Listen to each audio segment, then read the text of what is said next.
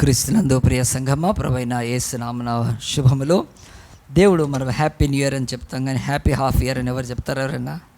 కనుక happy half year కదా, మనకు ఇంకొక అర్ధ భాగంలోకి మనం ప్రవేశించాము. న్యూ ఇయర్ వచ్చినప్పుడు హ్యాపీ న్యూ ఇయర్ అని చెప్తారు, కానీ 6 months బతికి మనము ఇంకొక 6 monthsలోకి మరి ప్రవేశించాం. కనుక మీ అందరికీ హ్యాపీ హాఫ్ ఇయర్. కనుక ఇంకొక అర్ధ సంవత్సరము దేవుడు మీకు నాకు ఆయుష్నిచ్చి దీవించునుగాక. మనందరం దేవుని వాక్యంలో నుంచి ఆదికాండం 6వ అధ్యాయం తీసి ప్రభు సన్నిధిలో దేవుడు ఈ కాలానికి, ఈ సమయానికి మనకు కావాల్సిన వాక్యము ఈ బైబిల్లో ఉన్నది వెతికి మనం ధ్యానించడం మనకు దీవెన. కనుక నరులు భూమి మీద విస్తరింపను ఆరంభించిన తర్వాత కుమార్తెలు వారికి పుట్టారు. దేవుని కుమారులు నలు కుమార్తెలను చూచారు. దానిలో చాలా వాళ్ళు చక్కగా ఉన్నారని స్త్రీలను వాళ్ళు కొద్దిమందిని వివాహం చేసుకున్నారు. వివాహం చేసుకున్నప్పుడు దేవుని ఆత్మ నరులతో వాదించదని, వివాహం దేవునికి వ్యతిరేకమని దేవుడు ఆయన తన యొక్క ఆత్మలో అంతరంగంలో దేవుడు ఈ వివాహ విషయమై బాధపడ్డాడని బైబిల్లో ఆదికాండం 6వ అధ్యాయం. సో ఆదికాండం 6వ అధ్యాయంలో రాయబడ్డ ఈ మాటలు అవి ఇప్పటికీ కూడా భూమి ఆకాశాలు గతించిపోతాయి, కానీ ఆయన మాట వాక్యము సున్నా అయినా పొల్లైనా తప్పిపోకుండా నెరవేర్చబడతాయి. కనుక మనకు కూడా ఈ వాక్కునిచ్చి, ఈ వాక్కులో ఒకటి దేవుడు తెలియజేస్తున్నాడు. ఒకానొక నాడు భూమి మీద ఆదాము యొక్క సంతానము కయ్యూను, ఆ తర్వాత హేబేలు. కయ్యూను హేబేలును చంపినప్పుడు ఆదాము యొక్క ఒక కుమారుడు భ్రష్టుడై కయ్యూను వెళ్ళిపోయాడు. వాడు ఆ తర్వాత ఆదామును దేవుడు దీవించి మళ్ళీ షేతు అని ఇంకో కుమారుని ఇచ్చాడు. సో కనుక రెండు అలాగున ఈ భూమి మీద మానవ జాతుల్లో 2 విభాగాలు అయిపోయినాయి. ఒకటి కయ్యూను సంతానము, ఇంకోటి షేతు సంతానం. హేబేలు కాదు, హేబేలు షేతు ఒకటే కనుక ఆయన పేరు. సో హేబేలు కానీ షేతు కానీ వీళ్ళు కొంచెం భక్తి కలిగిన వాళ్ళు. కయ్యూను కుటుంబీకులు దుర్మార్గులు.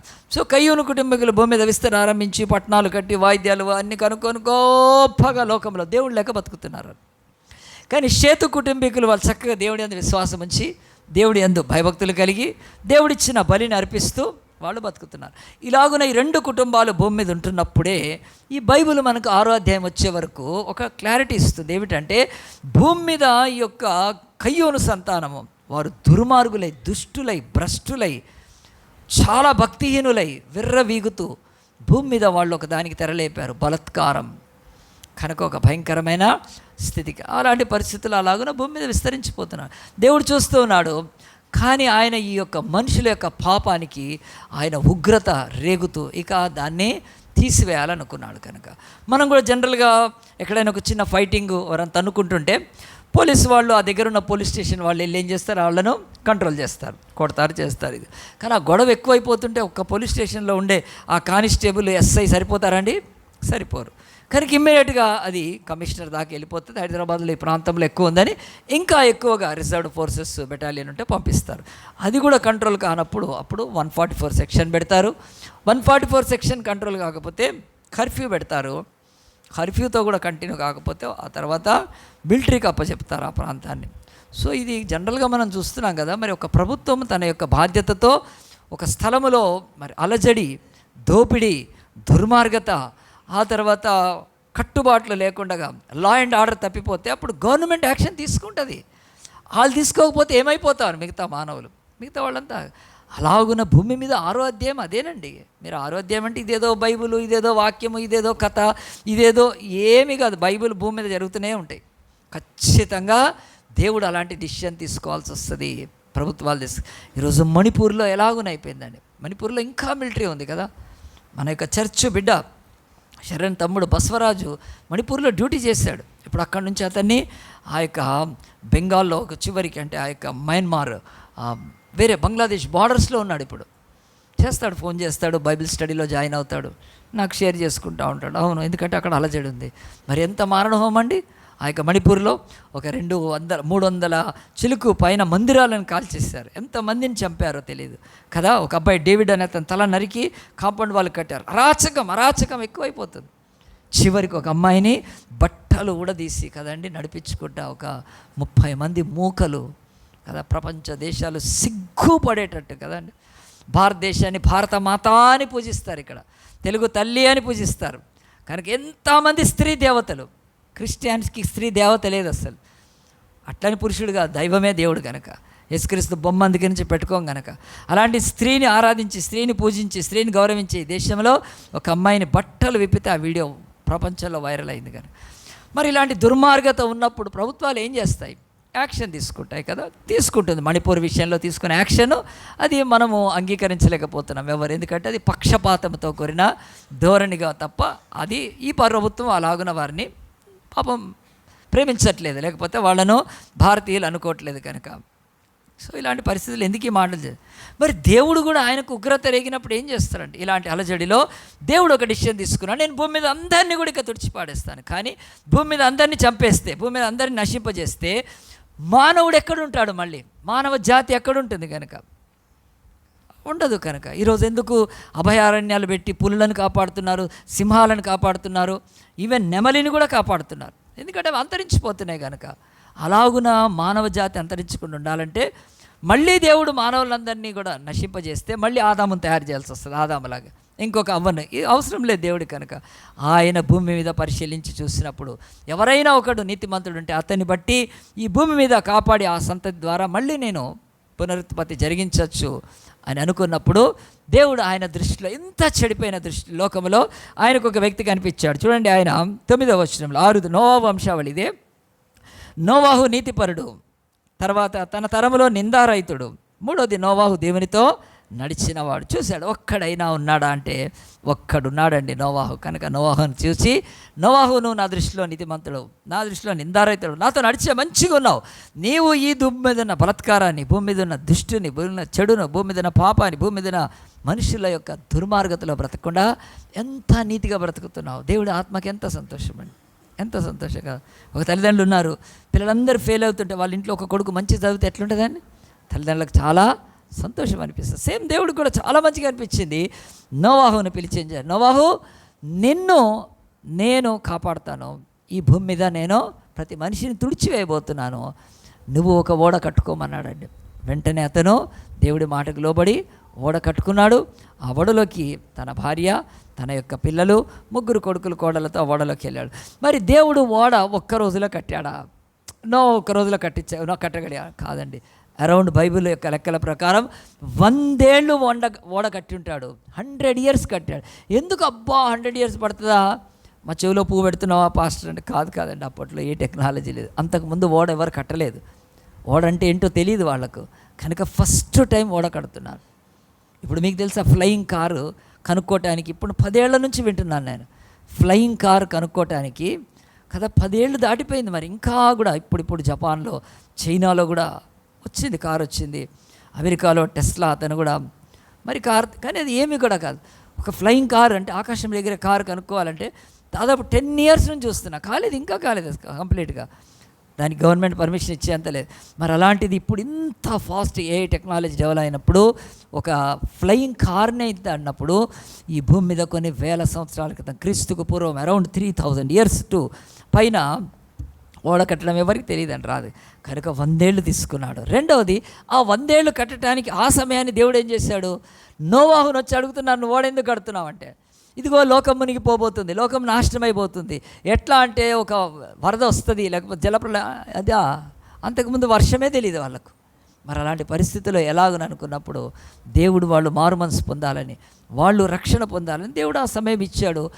ఆత్మదేవుడు నోవాహులో ఉండి భూమికి స్వార్థను ప్రకటించాడు. ఇప్పుడు మనం కూడా క్రైస్తవులను చెప్తున్నాం కదా, అమ్మ ఈ విగ్రహాలను మొక్కద్దు, ఈ దేవుళ్ళను మొక్కద్దు, ఈ యొక్క బొమ్మలను మొక్కద్దు, ఈ ఆవును మొక్కద్దు, ఈ కోతిని మొక్కద్దు, ఈ పామును మొక్కద్దు, అవి దేవుళ్ళు కావు, దేవుడు నిజదేవుడు ఉన్నాడు, సిలువెక్కి రక్షణ. ఇవి మనం చెప్తున్నామే. మనం ఎట్లా కనిపిస్తున్నాం? వాళ్ళకు ఎర్రి మొహాల్లా కనిపిస్తున్నాం. ఇప్పుడు అది ఆ స్థితి పోయి దేనికి వచ్చిందండి?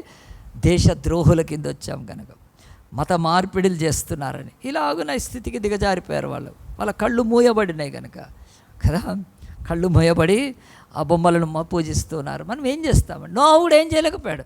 తన ఓడ తను కట్టుకుంటున్నాడు, చెప్తున్నాడు కానీ తన ఓడ కట్టుకుంటున్నాడు. వాళ్ళ మాటలకుండి నోవాహు ఓడ వదిలిపెట్టలేదు. కట్టుకుంటూ వెళ్ళాడు. అది పూర్తి అయిపోయింది. దేవుడి సమయం వచ్చింది. నోవాహు నువ్వు లేచి ఓడలోకి వెళ్ళిపోమన్నాడు. నోవాహు ఓడలోకి వెళ్ళిపోయాడు. దేవుడు నోవాహు ఓడ యొక్క ద్వారాన్ని మూసిపారేస్తాడు. ఆ తర్వాత ఏమైందో ఈరోజు మనము బైబిల్లో ఇదే మనకు అవసరం కనుక 7వ అధ్యాయం చూడండి. 7వ అధ్యాయంలో 10వ వచనంలో 7 దినములైన తర్వాత ఆ ప్రవాహ జలములు భూమి మీదికి వచ్చెను. నోవాహు వయసు యొక్క 600 సంవత్సరం 2వ నెల 17వ దినమున మహాగాధ జలములు ఊటలన్నీ ఆ దినమందే విడవబడెను. ఆకాశపు తూములు విప్పబడెను. 40 పగళ్ళు 40 రాత్రులను ప్రచండ వర్షము భూమి మీద కురిసెను. 12వ వచనంతో దేవుడు ఈ భూమిని నాశనం చేయటానికి, ఈ భూమిని శిక్షించడానికి, ఈ భూమిని శుద్ధీకరించడానికి, ఈ భూమి మీద పాపాన్ని కడిగి వేయటానికి వాట్ గాడ్ చూజ్ అంటే ఆయన వర్షాన్ని తీసుకున్నాడు. సో వర్షాన్ని ఆయన కురిపించడం మొదలుపెట్టాడు. బైబిల్ చెప్తుంది 40 దినాలు వర్షం అంటారు. ఈరోజు నేను చెప్తున్నాను, హైదరాబాద్ తోటి ఎన్నో పట్టణాలు 5 రోజులు వర్షం పడితే కంటిన్యూగా ఈ సిటీస్ ఉండవు, 5 డేస్కి ఉండవు. మొన్న 2 డేస్ 3 డేస్ బెంగళూరులో వర్షం పడిందండి. మా బాబు ఆరన్ పాల్ రిథమ్ ప్యాడ్ వాయించాడు కదా, ఇప్పుడు అక్కడ బెంగళూరులో ఎఫ్స్టాక్ అనే ఒక కంపెనీలో జాబ్ వస్తే సాఫ్ట్వేర్ జాబ్ వెళ్ళాడు, అక్కడ ఉన్నాడు. మేము వర్షం పడగానే భయపడ్డాం.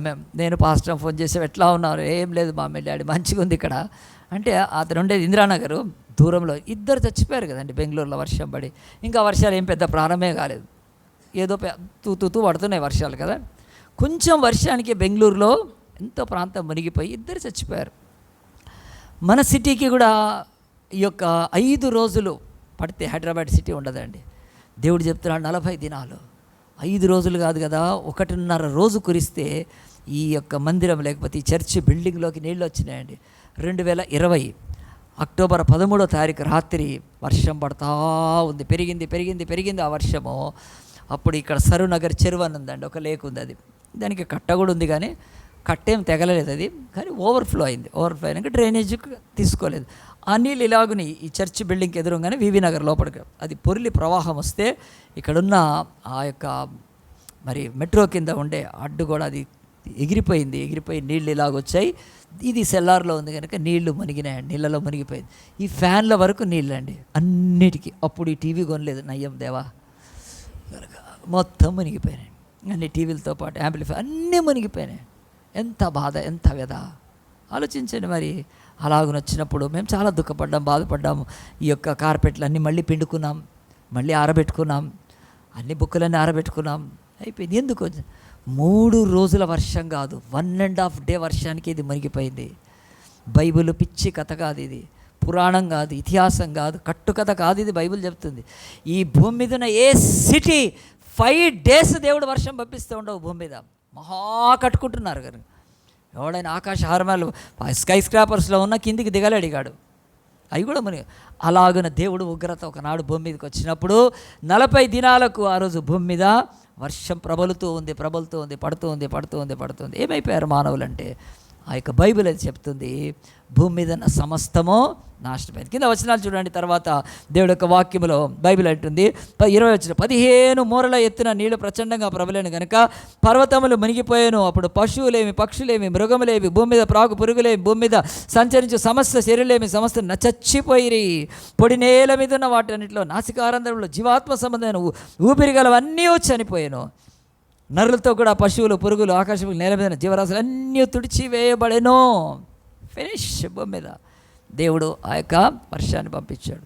మరి మీరు అనుకోవచ్చు, ఈ చర్చికి, ఈ మందిరంలోకి 2020 అక్టోబర్ 14న కొట్టుకోండి, గూగుల్ కొట్టి చూడండి, ఆల్ తెలుగు ఛానల్స్లో కనుక చైతన్యపురి మునిగిపోయిందని వస్తుంది కనుక. అలాగున్నప్పుడు మేము బాధపడ్డాం, దేవా మా మందిరంలో ఎందుకు ఇంత మునిగిపోయింది. దేవుడు ఆయన మాట్లాడాడు, ఆ మాటకు జవాబు దేవుడు ఇచ్చాడు. కానీ ఒకటి మాత్రము, బాధపడితే చాలా బాధపడాలి, ఇక్కడ ఎన్నో తడిసిపోయి ఎన్నో నష్టం జరిగింది. కానీ రెండోది ఎంతో సంతోషం, ప్రభా హైదరాబాదులో ఏ చర్చి మందిరానికి బాప్తిసం ఇవ్వలేదు, నా మందిరానికి ఇచ్చావు నువ్వు బాప్తిసం, హల్లెలూయా అనుకున్నా. మందిరానికే బాప్తిసం, బిల్డింగ్కి, చర్చి బిల్డింగ్కి బాప్తిసం ఇచ్చాడు దేవుడు. ఎంత మంచి దేవుడో దేవా, సరే పర్వాలేదు, నో ప్రాబ్లం అనుకున్నాము. కనుక బైబిల్ అయితే చెప్తుంది, ఈరోజు 15 మూరలు ఎత్తితే భూమి మీద సమస్తము కొట్టివేయబడ్డప్పుడు ఇక్కడ బైబిల్ మనల్ని ఒక ప్రశ్న వేసుకోమంటుంది, వర్షము అనేది ఏమిటి? ఈ వర్షము భూమి మీద కురిస్తే మానవుల బ్రతుకులేంటి? వర్షాన్ని చేసేది, వర్షాన్ని సృష్టించింది ఎవరు? ఈ ప్రశ్నలు వేసుకోవటానికి ఈరోజు ఈ వర్షాకాలం ప్రారంభం ఈ మెసేజ్ నేను చెప్తున్నాను. ప్రియ దేవుని బిడ్డలారా, భూమి మీద వర్షము అనేది ఇక్కడ కురిచినప్పుడు భూమి మీద ఆనాడు దేవుడు సమస్తాన్ని కూడా నాశనం చేసేస్తుంటే, వర్షము స్టార్ట్ అయినప్పుడు నోవాహు ఓడ దగ్గరికి ఎవరు వచ్చి ఉండకపోవచ్చు. వర్షము ప్రారంభమైనప్పుడు వాళ్ళు అనుకుంటారు, ఆహా ఏంటిది అనుకుంటారు. కానీ వర్షం పెరుగుతున్న కొద్దీ చెట్లెక్కి ఉంటారు, కొండలెక్కి ఉంటారు, గుట్టలెక్కి ఉంటారు, పర్వతాలు దాకా పోయి ఉంటారు, తాము కాపాడుకో. ఇళ్ళు పోయినాయి, ఆస్తి పోయింది, పొలాలు పోయినాయి, పంటలు పోయినాయి, ధనం పోయింది, ధాన్యం అన్నీ పోతా ఉన్నాయి. ఒక్క ప్రాణం ఉంది ఒక్కొక్కడికి. ఆ ప్రాణాన్ని అరచేతిలో పట్టుకొని కొండలు గుట్టలెక్కిన అందరూ చచ్చిపోయి నాశనం అవుతుంటే, బైబిలు వర్షం గురించి ఏం చెప్తుందంటే, ఈ వర్షము అనేది దానికి 2 ఫేసెట్స్ ఉన్నాయి, ఆ 2 ముఖాలు ఉన్నాయి. ఒకటి మనుషులను నాశనం చేస్తూ పోతూ ఉంటుంటే, ఇదే వర్షము నోవాహు ఓడను పైకి లేవనెత్తుతూ ఉంది. గట్టిగా చెప్పలు కొడదామా? ఎంత డిఫరెన్స్ ఉంది కదా. దేవుడు అంటున్నాడు, ఈ భూమి మీద వర్షము దేవుడు నాశనానికి ఒకవేళ పంపించినా, దేవుడు శిక్షకు పంపించినా, కానీ ఒకళ్ళకు అది ఇండైరెక్ట్గా నోవాహు ఓడ పైకి లేస్తుంది. నోవాహు ఓడ ఎక్కడ కట్టాడండి? బైబిల్లో రాయబడిందా? మనకు సరిగ్గా ఆధారం లేదు. నోవాహు ఒక సముద్ర తీరంలో ఓడ కట్టుకొని, ఈరోజు మనకు షిప్ యార్డ్స్ అంటారు కదా, వైజాగ్లో కూడా ఉన్నట్టుంది. షిప్పులు తయారు చేస్తారు. షిప్పులు హైదరాబాద్లో తయారు చేయరు. ఎందుకు అంటే దీన్ని ఇక్కడి నుంచి తీసుకుపోయి నీళ్ళలో దించాల్సి వస్తుంది, కుదరదు. ఒకవేళ మూసీ నదిలో పెడదామన్నా దాంట్లో నీళ్ళు ఉండవు, పోదు. కనుక ఎక్కడ?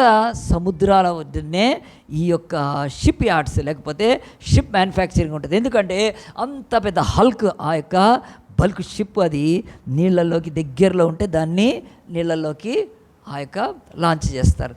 మరి ఆనాడు నోవాహు ఓడ కట్టినప్పుడు అక్కడెక్కడ నీళ్ళు ఉన్నాయి కదా, ఆ నీళ్లు రావాలి. కనుక దేవుడు నోవాహు, నో ప్రాబ్లం, నేను నా వర్షం పంపించి ఎవరిని శిక్షించి దండిస్తానో ఆ నీళ్లు నీకు ఎలివేషన్ ఇస్తాయి. అంటే భూమి మీద దేవుడు శ్రమలు పంపిస్తే, భూమి మీద తీర్పులు వస్తే, ఒకళ్ళకు అది నాశనాన్ని, ఒకళ్ళకు ఘనతను తీసుకొస్తుంది. సేమ్ ప్రాబ్లమ్స్ తెలుసా అండి? లోకంలో ఎవ్వరికి వచ్చిన శ్రమ ఎట్లా ఉండొచ్చు, ఆ యొక్క దేవుడిని ఎరగని బిడ్డకు అది నాశనానికి తీసుకొస్తే, దేవుడిని ఎరిగిన బిడ్డలకు అది పైకి తీసుకొస్తుంది. ఎంత మంచి దేవుడు చూడండి. సో నోవాహు ఓడ, ఈ కథ ద్వారా దేవుడు ఏం మాట్లాడుతున్నాడు? దేవుడు వర్షాన్ని పంపించే దేవుడు. దేవుడు వర్షం చేత ఆయన ఈ భూమి మీద ఒకసారి శిక్ష పెట్టిన దేవుడు. కనుక ఇది మొదటిది. రెండోది చూద్దాం చూడండి, వర్షం విషయమై.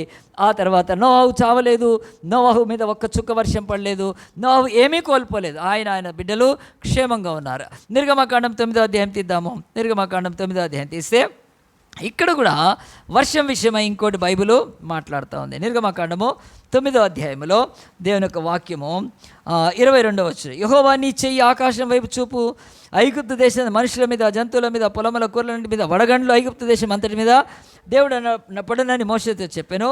మోషే తన కర్రను ఆకాశం వైపు ఎత్తినప్పుడు యెహోవా ఉరుములను, వడగండ్లను కలగజేయగా పిడుగులు భూమి మీద పడుచుండెను. యెహోవా ఐగుప్తు దేశం మీద వడగండ్లు కురిపించాను.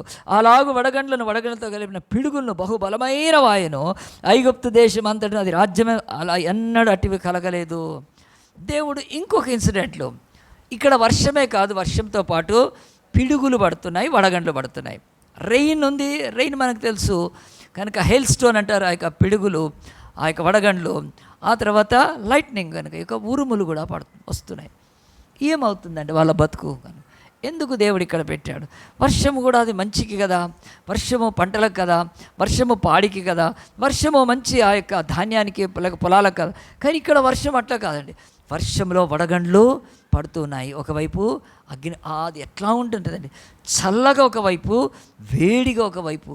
ఆ యొక్క హాట్ అండ్ కోల్డ్ తోటి దేవుడు ఐగుప్తుని నాశనం చేస్తూ పోతున్నాడు. విస్తారమైన వర్షం వస్తుంది, దాంట్లో వడగండ్లు పడతా ఉన్నాయి. ఒకవైపు పిడుగులు వస్తూ ఉన్నాయి.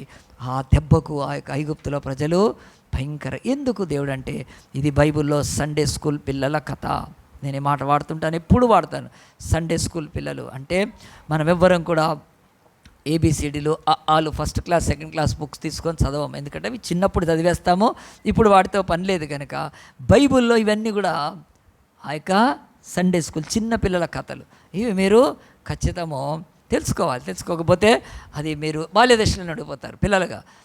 ఐగుప్తులో ఉన్న ఇశ్రాయేలు 400 ఏళ్ళు బానిసత్వంతో ఉంటే ఐగుప్తు రాజు వాళ్ళని చెరలో పెట్టి వాళ్ళని బంధించి బయటికి వెళ్లకుండా వాళ్ళతో ఊడిగం చేయించుకుంటూ ఆ యొక్క ఇరుక బట్టీలో పని చేయించుకుంటూ వాళ్ళ పట్టణాలను కట్టించుకుంటూ భయంకరమైన శ్రమ పెడుతున్నప్పుడు వాళ్ళు మొర్రపెట్టారు, దేవా మమ్మల్ని విడిపించమని ఇచ్చేశారు కదా. ఒకప్పుడు ఇక్కడ కూడా అలా చేశారు, తెలంగాణలో చేశారు, మాకు జై తెలంగాణ కావాలి అని చేశారు ఉద్యమాలు.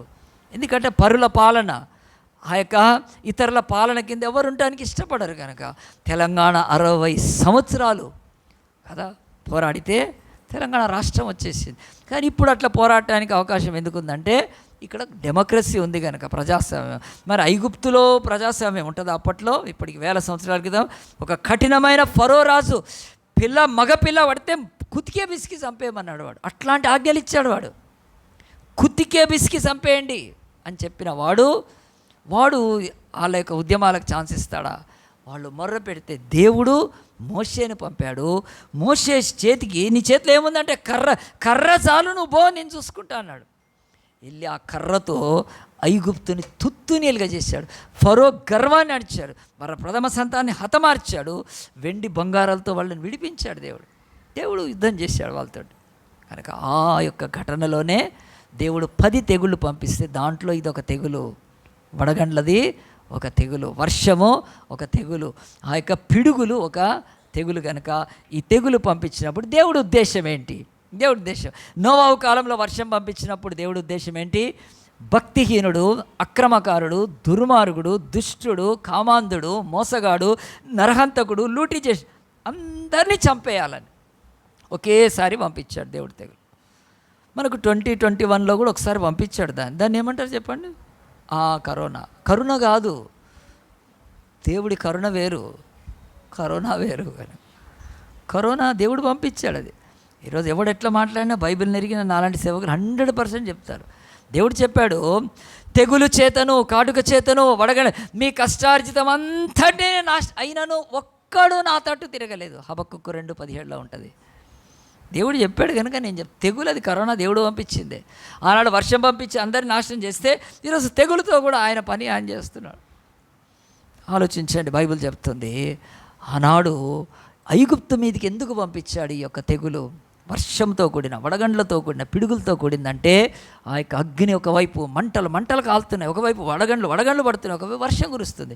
దేవుడి ఉద్దేశం ఏంటో బైబిల్లో చూడండి. ఇక్కడ మళ్ళీ ఆ యొక్క బైబిల్లోనే ఆ యొక్క వచనం చదువుతాం, 25వ వచనం. ఆ వడగండ్లు ఐగుప్తు దేశం అంతటా మనుషుల్నేమి జంతువులనేమి బయట ఉన్నది యావత్తును నశింపజేసెను.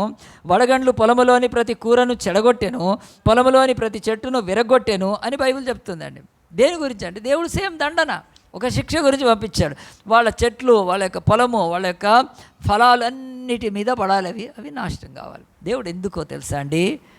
ఇశ్రాయేల్ అనే తన ప్రజలు అక్కడ ఉన్నప్పుడు వాళ్ళను ఏం చేశారు? వాళ్ళు ఎండబెట్టారు. వాళ్ళకు ధాన్యం ఇవ్వలేదు. వాళ్ళే పండించేవాళ్ళు, వాళ్ళకు ధాన్యం ఇవ్వలేదు. వాళ్ళే కష్టపడేవాళ్ళు, వాళ్ళకు గుక్కెడు గింజలు ఇచ్చేవాళ్ళు కాదు. అలాగున కఠినమైన ఒక దుర్మార్గమైన పరిపాలన చేస్తూ ఏ ప్రజలైతే కష్టపడుతున్నారో వాళ్లకు తిండి లేకుండా బాధ పెట్టినప్పుడు దేవుడు న్యాయవంతుడు కదా, ఆయన న్యాయాన్ని సింహాసనం మీద ఉన్నాడు కదా, ఆయన వడగండ్లు పంపించినప్పుడు వారి యొక్క ఆహార ధాన్యం అంతా నాశనం అయిపోయిందండి. దేవుడు తీర్పు తీరుస్తాడు, గుర్తుపెట్టుకో. నువ్వు వేరే వాళ్ళకి ఏది చేస్తే దేవుడు అదే నీ మీదకి తీసుకొస్తాడు. ఏమి విత్తుతామో 100% కోస్తాం. కనుక ఐగుప్తు వాళ్ళ మీద భయంకరమైన వివక్షను విత్తి, దౌర్జన్యాన్ని విత్తి ఈరోజు ఏం వస్తుంది? దేశమంతా వడగండ్లు పడి నాశనం అయిపోయిందండి. ప్రియ దేవుని బిడ్డలారా, ఇక్కడ బైబిల్ మనకు చెప్తుంది రెయిన్ అంటే ఏమిటి? రెయిన్ అంటే ఆ యొక్క బైబిల్ ప్రకారము ఈ యొక్క వర్షం అనేది బైబిల్లో గుర్తుపెట్టుకోండి 102 సార్లు ఉంది. నేను ఒక 4 విషయాలు చెప్తాను వర్షం గురించి. వర్షం దేన్ని మాట్లాడుతుంది? వర్షం ఏం మాట్లాడుతుంది బైబిల్లో ఉన్నదంటే, మొట్టమొదటి 147వ కీర్తన 8వ వచనం ఎవరైనా చదివితే చదవచ్చండి. 147:8లో బైబిల్ చెప్తుంది. ఇంగ్లీష్లో చెప్పాలంటే, ఆకాశమును మేఘముతో కప్పువాడు, భూమి కొరకు వర్షము సిద్ధపరచువాడు, పర్వతముల మీద చాలండి. ఫస్ట్ది ఇక్కడ థ్యాంక్ యూ 147:8లో rain demonstrates God's creative power and sustaining power అంటారు ఇంగ్లీష్లో చెప్తే. ఆ యొక్క వర్షం దేని గురించి బైబిల్ మాట్లాడుతుందంటే దేవుడి యొక్క సృజనా శక్తిని, సృజించే శక్తిని, రెండోది పోషించే శక్తిని మాట్లాడుతుంది. గాడ్ కెన్, ఆయన చేయగలుగుతాడు. అది కనుక ఆ 147వ కీర్తనలో వర్షము ఏమిటంటే, మనము వర్షం అంటే ఏంటో జనరల్గా ఈ యొక్క భూమి మీద ఉన్న వాతావరణంలో ఒక మార్పు, కాలం మార్పు కాదండి. బైబిల్ స్పష్టంగా ఉంది. ఈరోజు మనం ఈ యొక్క వాక్యం ముగించేటప్పుడు మీరు పూర్తిగా అర్థం చేసుకుంటారు. రెండవది యెషయా గ్రంథం 45:8 అండి. యెషయా గ్రంథం 45:8, ఆకాశ మండలము నీతిని కురిపించినట్లు అంతరిక్షమా కురిపించుము, రక్షణ ఫలించినట్లు నేను మనిపించి. థ్యాంక్ యూ అమ్మా, థ్యాంక్ యూ. కనుక ఇక్కడ దగ్గర ఉన్న వాళ్ళు చదవండి మైక్ తీసుకొని. బైబిల్ యెషయా గ్రంథం 45 ఏం చెప్తుందంటే, మీరు వర్షం అంటే ఏమనుకుంటున్నారు? అది గాడ్, దేవుని యొక్క ఒక సూచన. భూమి మీద కృపను వర్షింపజేసి రక్షణను ఆయన తీసుకొని వచ్చి నీతిని మొలిపిస్తాడు ఆయన, లేకపోతే నీతి ఫలాలు ఫలింపజేస్తాడు. ఎంత క్లియర్గా మనం అర్థమయ్యేటట్టు బైబిల్ చెప్తుంది. ఆకాశం నుంచి వర్షం పడితే భూమిలోంచి మొలకలు లేస్తాయి, అవి లేచినాక ఫలాలు ఇస్తాయి కదా. నేను కృపను మనుషుల మీద వర్షింపజేస్తున్నాను. చెడిపోయిన, శాపగ్రస్తమైన, ఎండిపోయిన, మోడుబారిన బ్రతుకులు అవి బతుకుతాయి. వాళ్ళల్లోంచి నేను నీతి ఫలాలు ఫలింపజేస్తాను. ఒక దొంగ, ఒక నరహంతకుడు, ఒక వ్యభిచారి మారి మంచిగా మారుతున్నారు. So rain symbolises God's righteousness and salvation. ఆయన ఇచ్చే రక్షణ, ఆయన ఫలింపజేసే ఫలాన్ని ఈ యొక్క రెయిన్ మాట్లాడుతుంది, సృష్టిలో మనకు చూపిస్తుంది. మూడవది ఆ యొక్క హోషేయ గ్రంథం 6:3లో, హోషేయ గ్రంథం 6:3లో దేవుడు యొక్క వాక్యం గాలి. ఇక్కడ బైబిల్లో మీరు చదువుకున్న తర్వాత హోషేయ 6:3 ఏం చెప్తుందంటే, it compares God's knowledge and his personal presence అంటారు.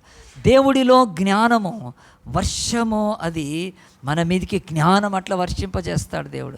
ఆయన మనకు జ్ఞానం ఇస్తాడు, ఆయన మనకు తెలివినిస్తాడు. ఆ తెలివి జ్ఞానంతో మనం నిండుకుంటాం. ఎంత నిండుకుంటామంటే, ఈరోజు పామును మొక్కమంటే మనం ఎందుకు మొక్కమండి? వీ హ్యావ్ ఎ నాలెడ్జ్, మనకు జ్ఞానం ఉంది కనుక. ఇస్రోలో సైంటిస్ట్ వెళ్ళి ఒక బొమ్మను మొక్కుతున్నాడంటే అతనికి ఏముంది? అతనికి మాత్రము ఈ లోకంలో సైన్స్ టెక్నాలజీ తెలుసు, కానీ అసలు జ్ఞానము లేదు. ఇస్రోలో సైంటిస్ట్ వెళ్ళి ఒక బొమ్మకు మొక్కి ఆయన మళ్ళీ రాకెట్ను లాంచ్ చేస్తుంటే నవ్వుకోవాలంతే. ఒక గుడిసెలో ఉండి చదువుకోని వాళ్ళు ఏ బొమ్మను, ఏ విగ్రహాన్ని మొక్కపోవచ్చు. ఇస్రో సైంటిస్టుల కంటే ఎక్కువ జ్ఞానం ఉంది. అది లోక జ్ఞానం కాదు, అది దైవ జ్ఞానం అది కదా. ఈ లోకంలో వెండి, బంగారు, ఇత్తడి, కర్ర, కొయ్య, రాతి, ప్లాస్టిక్ బొమ్మలు, క్యాలెండర్లో కూడా అచ్చివేస్తే దేవుళ్ళు దేవతలను కూడా పాకే పాము, విషం విషం విషం దాని కదా. ఒక రోడ్డు మీద ఆవు, అది కదా, ఎక్కడ టాయిలెట్ చేస్తుంది, అది దేవుడు దేవత అనుకోవడం. జ్ఞానం లేదు.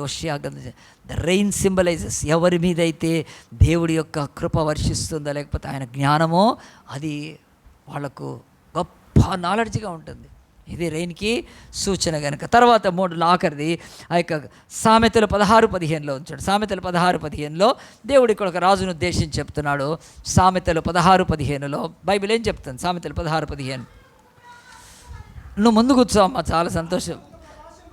రాజుల ముఖ ప్రకాశం వలన జీవము కలుగు. చాలు. అక్కడ సిస్టర్ ఎవరో చాలా బాగా చదువుతుంది, నువ్వు కొంచెం ముందుకు వచ్చి కూర్చోమ్మా, నువ్వు చాలా సంతోషం. చర్చిలో వాక్యం చెప్పంగానే చదివే నా ఆత్మీయ బిడ్డలు ఎంతోమంది చర్చిలో అండి ఇప్పుడు లేరు కనుక, మీరెవ్వరు కూడా వాక్యం తీయటానికి, నేను చదవలేకనా, నేను ఈ వాక్యం నాకు తెలీదా, నేను ప్రిపేర్ అయితే మీరు చదువుతారేమో తీస్తారేమో అని చూస్తున్నా కనుక, నా ఆత్మీయ బిడ్డలు ఎంతోమంది అండి రెప్పపాట్లో తీస్తారు. చాలామంది ఈరోజు వాళ్ళు మంచిగా సెటిల్ అయిపోయి దేవునిలో ఉన్నారు. మీరు మాత్రం అలాగున బైబిల్ తీయటానికి అది ఎక్కడుందో ప్రయత్నం చేయకపోతే కష్టం అండి. కానీ ఇక్కడ తీస్తే తెలుస్తుంది. హోషేయ గ్రంథం అన్నారు, అది భగవద్గీతలో ఉంటుందా బైబిల్లో ఉంటుందో తెలియాలి కదా. ఏం చెప్పావు నువ్వు, అది ఉందో లేదో అని. కనీసం బైబిల్లో 66 పుస్తకాలు ఇక్కడికి వస్తేనే కదా. చెడే ఉన్నప్పటికీ మంచి చదివే బిడ్డలున్నారు, చాలా సంతోషము. బైబిల్ చెప్తుంది ఆ యొక్క సామెతలు 16:15లో, ఇట్ డినోట్స్ ద ఫేవర్. ఆ యొక్క రాజు యొక్క ఫేవర్ మబ్బు వలె ఉంటుంది, చక్కగా వర్షం తీసుకొస్తుంది. దేవుడు కూడా అంటున్నాడు, వర్షం ఎప్పుడు కూడా ఆయన ఫేవర్గా, అంటే ఆయన మంచి మన పట్ల, దేవుడు మన పట్ల అభిష్టం కలిగి ఆయన మన పట్ల ఫేవర్ చూపే రీతిగా ఈ యొక్క వర్షం ఉంటుందని బైబిల్ చెప్తుంది. కనుక ఈ 4 మీరు రెఫరెన్స్ గుర్తుపెట్టుకుంటే, వర్షం అనే మాట బైబిల్లో 102 సార్లు ఉంది. దీన్ని హీబ్రూ భాషలో గెషేమ్ అంటారు. గెషేమ్, హీబ్రూలో వాళ్ళు గెషేమ్ అంటారు. వాళ్ళు దాని మీద ఒక ప్రత్యేకమైన ఆరాధన కూడా చేస్తారు యూదులు. కనుక వాళ్ళు గెషెం అనే యొక్క ఒక దాన్ని యూదుల యొక్క ఆచారాల్లో ఒకటి గెషెం అని ఉంది. అది ఎప్పుడన్నా అవి చెప్పినప్పుడు చెప్తాను. కానీ బైబిల్ అయితే అంటుంది గెషెం అనే మాట మనం ఎందుకంటే యూదులు ఆ యొక్క గెషెం అంటే వర్షమని, వర్షానికి ఒక దేవుడున్నాడని మొక్కరు. వర్షము దేవుడిచ్చేది అని చెప్పి, ఆయన దేవుడు ఇవ్వాలని చెప్పి వాళ్ళు ప్రార్థన చేస్తారు. సంవత్సరంలో ఒకసారి ప్రార్థన చేస్తారు. ఇక్కడ మన దగ్గర వర్షాలు పడకపోతే ఏం చేయాలండి చెప్పండి, నాకు చెప్పండి. ఏం భయపడదు, మైక్ ఇస్తా మీకు. కప్పలకు పెళ్లి చేయాలి. 2 కప్పలకు ఎంత మూర్ఖత్వంలో. మనలాంటి దేశాలు ఎన్నో ఉన్నాయి. కనుక వర్షం పడకపోతే ఆ యొక్క కప్పలకు పెళ్లి చేస్తారు. వర్షానికి ఒక దేవుణ్ణి వీళ్ళు కొలుస్తారు. ఆయన పేరు ఇంద్రుడు. కనుక చదవండి, పురాణాలు చదవండి, ఆ గ్రంథాలు చదివితే ఇంద్రుడు అనే దేవుడే వర్షానికి అధిపతి అని చెప్పాడు. మళ్ళీ ఆ దేవుణ్ణి పెద్ద పూజించారు. ఆయన పూజల్లో ఉండే దేవుడు కాదు వీళ్ళకు, అది డిఫరెంట్ సబ్జెక్ట్. కనుక మనకు ఇంద్రుడు లేడు, నా చంద్రుడు దేవుడు కాదు కదండి. మనం కప్పలకు పెళ్ళిళ్ళు చేసి వర్షాలు పడాలని కాదు. దేవుడు చెప్తున్నాడు వర్షం ఆయన చేతిలో ఉంది. వర్షాన్ని సృష్టించింది ఆయన. ఆయన వర్షాన్ని భూమి మీద పంపిస్తాడు. ఈ రెఫరెన్సెస్ అన్నీ నేను చెప్తున్నాను. కనుక ఆయన వర్షం అంటే మనం మామూలుగా సైంటిఫిక్గా ఏంటంటే వర్షం అంటే 3 త్రిత్వం ఉంది. ఎవాపరేషన్, కండెన్సేషన్ అండ్ ప్రెసిపిటేషన్, 3 అంతే వర్షం అంటే సైంటిఫిక్గా తీసుకుంటే. ఈ బైబిల్ కాదు, స్పిరిచువల్గా కాదు. వర్షం అంటే ఈరోజు సైన్స్ వాళ్ళకి ఎంత నాలెడ్జ్ ఉందండి. ఎవాపరేషన్, ఆ సముద్రాల మీద, నీళ్ళ మీద, ఆ యొక్క వాటర్ బాడీస్ మీద సూర్యుడు ఉదయించినప్పుడు ఆ నీళ్ళు అలాగూ ఆవిరవుతాయి, ఎవాపరేషన్. తర్వాత పైకి వెళ్ళి ఏమవుతాయి, కండెన్సేషన్, అవన్నీ మేఘాలుగా తయారవుతాయి. ఆ తర్వాత ప్రెసిపిటేషన్ అంటే ఆ యొక్క గాలిలో ఒక కెమికల్ వచ్చినప్పుడు వర్షం వర్షిస్తుంది. కనుక వర్షం పడేటప్పుడు ఒక వాసన కూడా వస్తుంది మనకు. ఆ కెమికల్ ఏంటో మీరు చెప్పండి. నేను వెరీ గుడ్, వెరీ గుడ్. చప్పట్లు కొట్టడం అందరు సెలెస్ కొరకు. ఆయన సెకండ్ సర్వీస్లో ఉన్నాడు కాబట్టి లాగిచ్చాడు. Very good. ఫస్ట్ సర్వీస్లో ఉన్నాడు. సిల్వర్ ఐడెంట్, అది కలిస్తే ఏమవుతుంది, ఆ యొక్క వర్షం పడుతుంది. సో బైబిల్ వదిలిపెడితే రెయిన్ అంటే ఇంతే. రెయిన్ పడకపోతే వాళ్ళు ఏదైనా ట్రై చేస్తారు. కృత్రిమ వర్షాలు కురిపించడానికి ఎన్నో గవర్నమెంట్లకు బొక్కలు పెట్టారు, కోట్లు పైకి తీసుకెళ్ళి ట్రై చేశారు. సో మానవుడి యొక్క ఎవాపరేషన్, కండెన్సేషన్, ప్రెసిపిటేషన్ అంటే అది. కానీ బైబిల్ అది అనట్లేదు, దేవుడి చేతిలో ఉంది. దేవుడు వర్షం అంటే ఏమిటో బిడ్డ చెప్తున్నాడు. వర్షానికి పోలిక చెప్తున్నాడు. భూమి మీద దేవుడు వర్షాన్ని వర్షింపజేసినప్పుడు 3 సంగతులు నేను చెప్పిస్తాను. నంబర్ 1 వర్షం ఈరోజు మనం చూసింది శిక్ష. It's a punishment. కనుక దేవుడు నోవాహు కాలంలో అందరినీ వర్షం చేతనే ఆయన నాశనం చేసేసాడు. ఈ రోజు వరకు ఏ సిటీనైనా దేవుడు ఆయనకు వ్యతిరేకంగా ఉంటే ఆ సిటీ మీద 5 రోజులు వర్షం కింద ఆ సిటీ ఉండదండి, తెలుసా? ఈరోజు ఆయన చేయగలుగుతాడు. కనుక వర్షం. ఐగుప్తులో కూడా దేవుడు వర్షముతోటే వారి ధాన్యాన్ని అంతటి నాశనం చేసేసాడు. ఎందుకంటే దేవుడు యొక్క వాక్యం చెప్తుంది వాళ్ళు ఆయనకు వ్యతిరేకంగా ఎంత భయంకరంగా ఇచ్చేస్తారో చూడండి. కానీ ఇక్కడ మనము ఈ 2 వాక్యాల్లో నిర్గమకాండం 9వ అధ్యాయం చూడండి, ఒక మంచి వింతైన మాట కనిపిస్తుంది. ఇంత వర్షం కురుస్తున్నా, ఇంత భయంకరమైన పనిష్మెంట్ వారి మీదకి వస్తున్నా, దేవుడు యొక్క వాక్యం 25వ, ఆ వడగండ్లు ఐగుప్తు దేశం అంతటా మనుషులనేమి జంతువులనేమి బయట ఉన్న యావత్తును అని చెప్తున్నప్పుడు దాని యొక్క ఎండింగ్ తర్వాత ఏమంటుందంటే 26లో, అయితే ఇశ్రాయేలు ఉన్న గోషేను దేశంలో మాత్రము వడగండ్లు పడలేదు. గట్టిగా చప్పట్లు కొడదామా? ఇది పాసిబుల్ అంటే దేవుడికి పాసిబుల్. ఇశ్రాయేల్ ఎక్కడున్నారో ఆ ప్రాంతంలోనే ఒక్క చుక్క వర్షం పడలేదు, వడగండ్లు పడలేదండి. వాళ్ళు పేదోళ్ళు, అసలే అక్కడ బానిసలుగా బతికారు. కనుక ఒక చిన్న పాదు మొక్క ఇంటి దగ్గర పెట్టుకున్న ఒక గులాబీ పువ్వు అనుకోండి, అది కూడా నాశనం కాలేదు.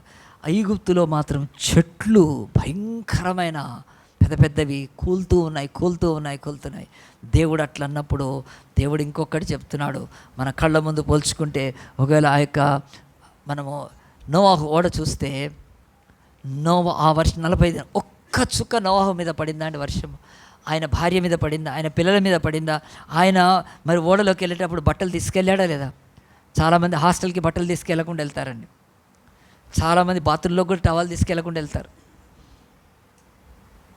మరి ఆలోచించండి, తీసుకెళ్ళకపోతే ఎట్లుంటుందండి? చాలాసార్లు కదండి. ఇలాగుంటే మరి నోవాహు ఓడలోకి వెళ్ళమని చెప్పినప్పుడు తన బట్టలన్నీ తీసుకొని ఒక్క బట్ట మీద ఆయన వర్షం చుక్క పడిందా?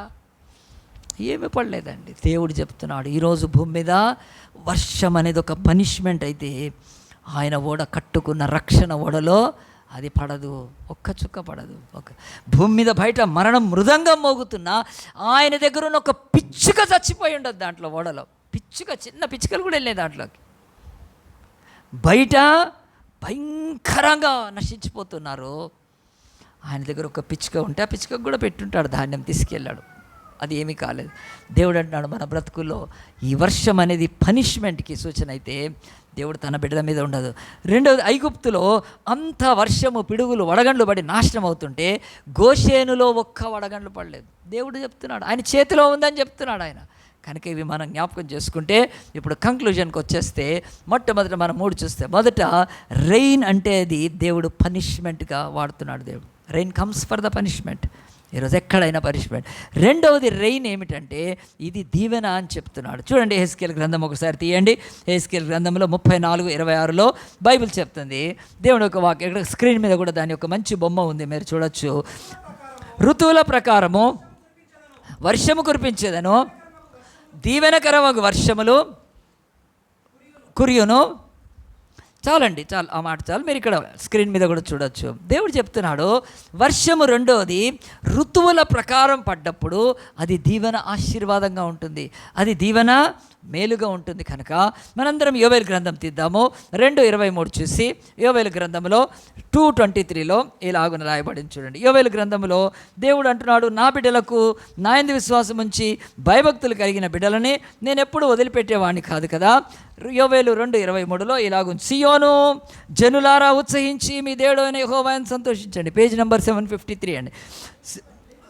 నీతిని బట్టి ఆయన తొలకరి వర్షమును మీకు అనుగ్రహించును, వాన కురిపించి పూర్వమందు వలె తొలకరి వర్షమును కడవరి వర్షమును మీకు అనుగ్రహించును, గొట్లు ధాన్యముతో నిండును, కొత్త ద్రాక్షరసమును క్రొత్త తైలమును గానుకలకు పైగా పొర్లిపారును. మీరు కడుపారా తిని తృప్తి పొంది మీకు వింత కార్యములను జరిగించిన నేను పంపిన, చాలంటారు, నేను చదువుతాను. నేను పంపిన మిడతలు, గొంగళి పురుగులు, పసగ పురుగులు, చీడపురుగులు నా మహాశైని తినివేసే సంవత్సరాల పంటను మీకు మరలా నిత్తును. నా జనులకి ఎన్నటికీ సిగ్గునందరు. నేను వర్షం పంపిస్తే అడుక్కోరు, నేను వర్షం పంపిస్తే మీరు పేదలు కారు, నేను వర్షం పంపిస్తే మీరు ఆ యొక్క బికారీలు కారు, మీరు వర్షం పంపిస్తే దరిద్రులు car. I send my rain to bless you అని చెప్తున్నాడు. ఆ మంచి దేవుడు. వర్షము మొదటిది దేనికి సూచన తెలుసా అండి? నంబర్ 1 బైబిల్ చెప్తుంది, అది పనిష్మెంట్కి, శిక్షకు. నంబర్ 2 రెయిన్ దేనికంటే అది బ్లెస్సింగ్స్కి. కనుక ఫస్ట్ది పనిష్మెంట్, బ్లెస్సింగ్స్ది. ఇక మూడోది ఏమిటంటే ఈ బైబిల్ చెప్తుంది, ఖచ్చితంగా భూమి మీద వర్షము లేకపోవడము అది మానవుడి యొక్క జీవితంలో అతి భయంకరమైంది. నేను ఒక చిన్న ఇలస్ట్రేషన్ చెప్పి ముగిస్తాను. ప్రియ దేవుని బిడ్డలారా వినండి. దేవుడి యొక్క వాక్యం అయితే స్పష్టంగా చెప్తుంది. అది ఆయన పేరు జెర్మియా ఎలెప్పోనండి, జెర్మియా స్టాపెల్ ఆయన పేరు. ఈయన ఒక ప్రాంతంలో ఉన్నాడు, ఒక చోట నిలబడి ఉంటే ఆయనకు ఒక స్వరము, ఒక అంటే మైక్ లాంటి దాంట్లోంచి వినిపిస్తుంది. అదేమిటంటే, వీళ్ళు మన దగ్గరికి వచ్చి మన జాతిని నాశనం చేయడానికి వచ్చారు అని వినిపిస్తుంటే ఆయనకు అర్థం కావట్లేదు, మేము వీళ్ళని నాశనం చేయడానికి వచ్చామా అని చూస్తే ఆయన యొక్క వెహికల్స్ అవెన్నో కాలిపోతున్నాయి, అగ్ని రేగుతూ ఉంది, అక్కడ మంటలు ఉన్నాయి. అక్కడ ఆలోచిస్తూ ఎంత బాధపడ్డాడంటే, నా బ్రతుకులో ఈ డ్యూటీ నేను ఎందుకు చేస్తున్నాను, నేను ఎందుకు ఈ పని చేస్తున్నాను. ఒకవైపు అంతా కాలిపోతూ ఉంది, ఒకవైపు నుంచి ఒక శబ్దం వినిపిస్తుంది, వీళ్ళు మన దేశానికి వచ్చి మన జాతిని నిర్మూలన చేయడానికి వచ్చిన దుర్మార్గులు, చెడ్డవాళ్ళు, వాళ్ళ మీద మీరు యుద్ధం చేయండి అని ఒకలాంటి ఆ యొక్క అనౌన్స్మెంట్ వస్తూ ఉంది వాళ్ళ యొక్క నేషనల్ రేడియోలో. ఆయన వింటూ ఉన్నాడు, తన యొక్క వ్యాన్ దగ్గర నిలబడి ఏం చేయాలి సిగ్గుపడుతున్నాడు. దేవా, నేను ఎందుకు నా బతుకులో ఇలాగున ఈ స్థలానికి వచ్చాం, మనుషులు చచ్చిపోతున్నారు, మారణ హోమం జరుగుతుంది, నేను ఈ డ్యూటీలో ఉండడం ఏంటా అని అతడు అలాగున అనుకుంటుండగానే ఆ కాలిపోతున్న ఆ యొక్క ట్రక్స్ కానీ అవన్నీ కూడా వాటిని చూసి ఏమీ చేయలేడు. కానీ ఒక్క బాధతో, ఒక మూలుగుతో, ఒక ప్రార్థన, ఎందుకు దేవా నేను అనుకున్న కొద్దిసేపటికి ఆకాశం నుంచి వర్షం రావడం మొదలుపెట్టాను. మోపుగా వర్షం పడుతూ అక్కడున్న కాలుతున్న ఆ ప్రాంతం అంతా కూడా ఆరిపోయిందండి. అంతే, ఇంకొక వారం రోజులు ఉంటాడు, తన దేశానికి వెళ్ళిపోయాడండి. అప్పుడు ఆయన రాశాడు, తన యొక్క బయోగ్రఫీలో రాశాడు. ఈ యొక్క వ్యక్తి పేరు ఆ యొక్క జెర్మియా స్టోలప్ అని. ఈయన ఆ యొక్క అలెప్పో కంపెనీ 703 బెటాలియన్కి ఆయన ఒక లీడర్ అండి. ఏమిటి నేను చెప్తుందంటే, దాని పిక్చర్ ఇక్కడ ఏం లేకపోవచ్చు కానీ, సద్దాం హుస్సేను ఆ యొక్క ఇరాక్లో వారు జరిగినప్పుడు ఒక అమెరికన్ ఆర్మీ మ్యాన్ ఈయన రాసుకున్నాడు. ఏమి రాసుకున్నాడంటే, ఈ దేశంలో ఇరాక్ సద్దాం హుస్సేను పక్కనున్న చిన్న కువైట్ దేశాన్ని ఆక్రమిస్తూ ఉన్నప్పుడు అది చేయకూడదు అట్లా అని చెప్పి ఆ యొక్క అమెరికా వాళ్ళు తమ ఫోర్సెస్ను పంపించారు అక్కడికి. ఆ ఫోర్స్లో ఉండే ఇక జెర్మియా అని ఆయన స్టెలప్ ఆయన ఫ్యూయల్ ట్యాంక్స్కి ఆయన ఇన్ఛార్జ్ అండి. అంటే ఆ యొక్క పెట్రోల్ ఏవైతే అవే తగలబడిపోయినాయండి, అవి తగలబడుతూ ఉన్నాయి. ఒకవైపు సద్దాం హుస్సేన్ వాళ్ళు ఏం ప్రచారం, ఈ అమెరికా వాళ్ళు మన జాతిని నిర్మూలన చేయడానికి వచ్చి కనుక వాళ్ళని చంపండి అని. చనిపోయారు ఎంతోమంది అమెరికాలో. మేము ఏం చేయడానికి వచ్చాం దేవా ఇక్కడ అని ఆయన దుఃఖపడుతూ, మనసులో వేదన పడుతూ, నేను ఆర్మీలో జాయిన్ అయ్యి ఎంత తప్పు చేశానో, మనుషుల శవాలు తెగిపోయిన ఆ యొక్క తలలు, కాళ్ళు, చేతులు బాంబులు పేలడము, అగ్నితో ట్యాంకులు కాలిపోవడము, యుద్ధభూమిలో ఎట్లా ఉంటుందండి అసలు. అలాంటి భయంకర పరిస్థితిలో ఒక్క ప్రార్థనకు God talks, God speaks with the rain. దేవుడు ఆకాశం నుంచి వర్షం కురిపిస్తే ఆ ప్రాంతం అంతా కూడా చల్లారిపోయి వర్షం పడుతుంది, ఇంకా న్యాచురల్గా పెద్ద వర్షం. ఆయన లేచి అమెరికాను ఆ తర్వాత 5 వారాల నుంచి వచ్చాడు. ఆయన తన గ్రంథంలో రాసుకున్నాడు ఒక బయోగ్రఫీలో. నేను ఎందుకు ఈ మాటలు ఈ యొక్క ఇలస్ట్రేషన్ చెప్తున్నానంటే, ప్రియ దేవుని బిడ్డలారా, మానవుల బ్రతుకుల్లో దేవుడు వర్షం ద్వారా మాట్లాడగలుగుతాడు. He speaks through rain. మన బ్రతుకుల్లో ఇప్పుడు జూలై మాసంలో ఇక్కడి నుంచి ఆయన దేశాలతో, మనుష్యులతో, సంఘాలతో మాట్లాడతాడు. ఆయన వర్షంతో నీ బ్రతుకులో, నా బ్రతుకులో మాట్లాడగలుగుతాడు. సో బైబిల్ చెప్తుంది వర్షముతో దేవుడు మాట్లాడే దేవుడు. ఆఖరిగా నేను చెప్పాను కదా, ఈ యొక్క బైబిల్ ప్రకారము rain it brings punishment, rain it brings blessings.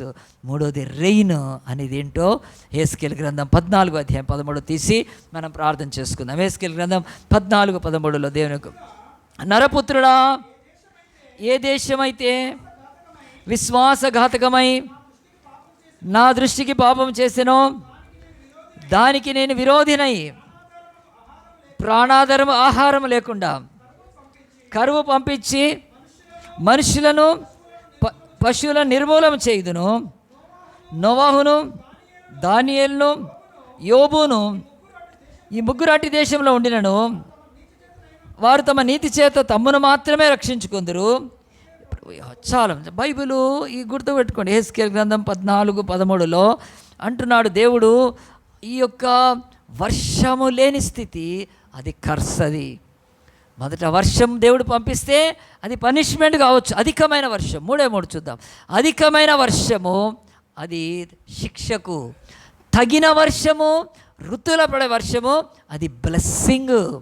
ఆ తర్వాత మూడవది వర్షమే లేకపోవడము కర్స్, వర్షమే లేకపోవడము శాపము. కనుక మన భారతదేశంలో ముఖ్యంగా సౌత్ ఇండియాలో ఆ యొక్క చంద్రబాబు నాయుడు లేకపోతే ఆ యొక్క గవర్నమెంట్లు అయిపోయిన తర్వాత ఇక్కడ ప్రభుత్వాలు మారటానికి ఏంటి తెలుసా అండి, 100 కాదు 1000లో రైతులు ఆత్మహత్య చేసుకున్నారు. ఎందుకు? వర్షాభావము, నీళ్లు లేక, పొలాలు పండక, ఆ తర్వాత ఉరి పెట్టుకొని పురుగుల మందు చావి వందల మంది చచ్చిపోతే రాజశేఖర రెడ్డి గారు అనుకుంటా రుణమాఫీ, రైతులకు రుణమాఫీ అని ఇచ్చాడు కదా, దాంతో ఆయన సీఎం కూడా అయిపోయాడు. అటు పంజాబ్లో కూడా రుణమాఫీ చేసి అక్కడ కూడా గవర్నమెంట్లు మారుతుంటాయి. ఎంతది అంటే వర్షం లేకపోవడమో శాపమో. ఈరోజు ప్రియ దేవుని బిడ్డలారా, బైబిల్ అయితే స్పష్టంగా చెప్తుంది. కానీ ఒకటి ఎవరో చదువుతారా? మత్తయి సువార్త 5:45 చదువుతారా? మాథ్యూ 5:45లో ఒక స్పష్టమైన మాట ఉంది, అది చదువుతూ మనం ప్రార్థన చేసుకుందాం. మత్తయి సువార్త 5:40, ఆయన చెడ్డవారి మీదను మంచివారి మీదను ఆయన వర్షమును వర్షింపజేసి నీతిమంతుల మీదను అవినీతిమంతుల మీదను వర్షము కురిపించున్నాడు. చాలా మా మాట గుర్తుపెట్టుకోండి. యేసు ప్రభు తన యొక్క కొండ మీద ప్రసంగంలో చెప్పిన ఒక ప్రగాఢమైన మాట. యేసు కూడా ఎత్తుతున్నాడు ఈ యొక్క వర్షం గురించి. నేను నీతిమంతుల మీద అనీతిమంతుల ఇద్దరి మీద వర్షం వర్షింపజేస్తాను. బట్ హౌ ఆ వర్షం అనేది మీ బతుకుల్లో ఎట్లా ఉంది ఆలోచించండి. ఈరోజు నోవాహు ఆయన కాలంలో అంత వర్షం పడ్డా నోవాహుకి ఏం కాలేదండి. నీతిమంతుల మీద అనీతిమంతుల మీద పడుతుంది. నీతిమంతుడు సురక్షితమైన దాంట్లో ఉన్నాడు, అనీతిమంతులు విలవిల్లాడుతున్నారు. ఒకే రోజు వాళ్ళ భార్య కొట్టుకొని పోతుంటే, పిల్లలు కొట్టుకొని పోతుంటే, ఈత వేయలేక, మనల్ని పట్టుకోలేక, చెట్లల్లో, కొమ్మల్లో, కొండల్లో అలాగున అనీతిమంతులు ఆ రోజు నాశనమై వందల వేల లక్షల్లో శవాలు. అంతా ఇప్పుడు సునామీ వచ్చినప్పుడు అట్నే జరుగుతుంది. సునామీ కూడా ఆ జలప్రలయం లాంటిది, వెళ్ళిపోతారండి అంతే. ఆలోచించండి. ఆ తర్వాత ఐగుప్తులో వర్షం పడుతూ ఉంది, వడగండ్లు పడుతూ ఉన్నాయి, పడుతూ ఎవ్వడి పొలంలో ఏమీ మిగలలేదు. తిందామంటే ఆకలేసిపోవాలంతే. దేవుడు దాన్ని గోషేనులో చేసుకున్న చిన్న ఒక మిరప మొక్క, కొత్తిమీర మొక్క కూడా ఏం కాలేదు. దేవుడు చెప్తున్నాడు, ఇట్ హ్యాపెన్స్. కనుక దీన్ని దేవుడు దేంతో పోలుస్తున్నాడు? మీరు జూలై మాసంలోకి వచ్చారు, వర్షం పడుతుంటే అనుకోద్దు. రెయిన్ స్పీక్స్, వర్షం మాట్లాడుతుంది. నా బ్రతుకులో దేవుడి దీవెన వర్షంలాగా రావాలి. మనం ఆరాధన అయిపోయినాక లాస్ట్ పాట పడతాం, అదే షవర్స్ ఆఫ్ బ్లెస్సింగ్స్ అని ఇంగ్లీష్లో ఉంది. దాన్ని తెలుగులోకి ట్రాన్స్లేట్ చేశారు కదా. ఆశీర్వాదములు మా మీద కుమ్మరించుమంటే దేవుడు ఆకాశం నుంచి నీతిమంతులకు ఆ యొక్క వర్షం కురిపిస్తాడు. కానీ ఆయన వర్షం కురిపిస్తున్నప్పుడు రెండూ ఉన్నాయంటే దేవుడు ఒకటి చెప్తున్నాడు, సిలువను చూస్తే ఈ సిలువలు ఆలోచించండి. ఆ రోజు వర్షమే పడింది, కానీ ఈరోజు అంత్యకాలములో యేసు రక్తము వర్షించింది భూమి మీద. ఆయన తలలోంచి రక్తం కారుతూ ఉంది, ముళ్ళ కిరీటం పెట్టినప్పుడు. ఆయన చేతుల్లోంచి రక్తం కారుతూ ఉంది. ఆయన గబ్బాతా దగ్గర కొట్టినప్పుడు, కొరడాలతో కొట్టినప్పుడు వర్షంలాగా అలాగున పడుతూ ఉంది. ఆ వర్షపు జల్లులో నిన్ను రక్షించాలనుకుంటున్నాడు. ఈ భూమి మీద ఎన్ని వర్షాలు పడి, ఎంత ఎకనమీ డెవలప్ అయినా, ఎంత అదంతా పోతుంది, కానీ యేసుక్రీస్తు యొక్క తండ్రి యొక్క కృపా వర్షము సిలువలో వర్షించింది. ఎంత పాపినైనా, ఎంత శాపగ్రస్త, ఎంత దుర్మార్గుడినైనా ఆయన రక్తములో కడిగి పవిత్రపరచడానికి, నీ బ్రతుకులో ఒక నూతనమైన జీవాన్ని మలిపింపచేయటానికి. వర్షం పడ్డప్పుడు భూమి ఎట్లా ఫలిస్తుందో, నీతి వర్షిస్తే యేసుక్రీస్తులో నీ బ్రతుకు ఫలించటానికి రెయిన్ స్పీక్స్. దేవుడు నాడు వర్షము మాట్లాడుతూ ఉంది. కనుక ఆయన కళ్ళల్లో ఎంత కన్నీరు కార్చాడు, తెల్లారి లేచి ఎంత రక్తం కార్చాడు యేసు ప్రభు. రక్తం అలాగున వర్షిస్తున్నప్పుడు మానవుల బ్రతుకులు దాంట్లో అవుతాయి. అందు గురించి మరి అది ఎవరు రాశారో తెలియదు, కానీ హోసన్నా వాళ్ళదే అనుకుంటా. కనుక ఆ యొక్క మంచి పాట రాశాడండి కదా. ఆ పాట ఇప్పుడు పాడతాం మనం కూడా. ఆ పాట కూడా నేను మంచిగా గుర్తుపెట్టుకున్నాను. ఆ పాట నిరంతరము నీతో జీవించాలని అనే పాట ఎంత బాగుంటుందని. తొలకరి జల్లులో ప్రభ నన్ను నాటావని, ఎంత మంచి పాట. పాడదాం, ఇప్పుడు పాడదాం మంచిగా. మరి ఇక్కడ పాట వీళ్ళకి రాకపోతే పాస్టర్ హెల్ప్ చేస్తుంది. ఎంత మంచి పాటలు రాశారండి. ఈరోజు మన బతుకుల్లో నీతిని వర్షింపజేస్తున్నాడు. ఆ నీతిని స్వీకరిస్తున్నావా? లేకపోతే ఆ యొక్క నీతిని వదులుకొని ఈరోజు నాశనం అయిపోతున్నావా? దేవుడు నోవాహు కాలంలో ఆ యొక్క వర్షం కురపకముందే కృపను పంపించాడు. 100 ఏళ్ళు కృపనిచ్చాడు. వాళ్ళకు నిర్లక్ష్యం చేసేశారు.